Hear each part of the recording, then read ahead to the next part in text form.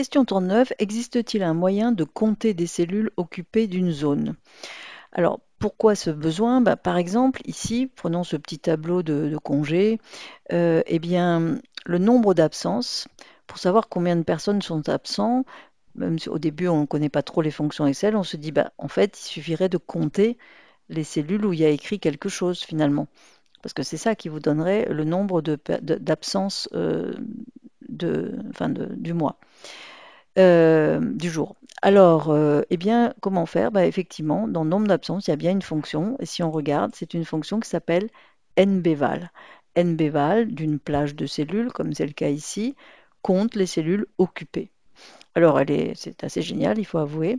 Si c'est une liste de noms, bah, elle vous dira combien il y a de personnes. Si je l'appliquais à cette plage-là, on saurait combien il y a de prénoms. Enfin bref, tout ça serait facile à compter. Et si on insérait bien sûr une ligne et qu'on rajoute un nom, bah, la fonction changerait. Là, par exemple, si tout d'un coup on rajoute un autre CP, on voit bien qu'il y a 4 absences. Et inversement, si quelqu'un ne prend plus divers congés, on voit changer. Alors, il faut faire juste un peu attention. Parfois, cette fonction, quand on l'utilise avec des tableaux venus de gros systèmes, on ne sait pas toujours l'origine du problème, mais il peut y avoir une cellule qui a l'air vide, mais en fait, il y a un espace dedans. Par exemple, ici, si je fais un espace et que je valide, on va voir passer l'absence à 4, alors qu'évidemment, à l'œil nu, on ne voit pas du tout 4 absences. C'est dû à cette fonction. Donc, à toujours vérifier quand même que on n'a pas ce genre de choses. Normalement, je ne l'ai vu que dans des cas où, encore une fois, les données venaient d'une extraction d'un gros système.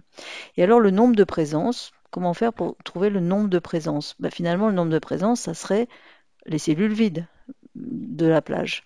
Eh bien, il existe une fonction qui s'appelle nb.vide d'une plage avec un intervalle de plage de cellules et ça donne combien de cellules sont vides. Donc là, évidemment, on a bien cette vide. Alors parfois, j'enrichis en dessous avec un nombre de cellules d'addition d'absence et présence et je sais que je dois trouver la même chose que le nombre de personnes, évidemment. C'est un petit contrôle qu'on peut faire parfois. Ces fonctions, on peut les taper à la main parce qu'elles sont assez simples, ou sinon, à la limite, les chercher dans l'assistant fonction si on a un petit peu la flemme de les taper.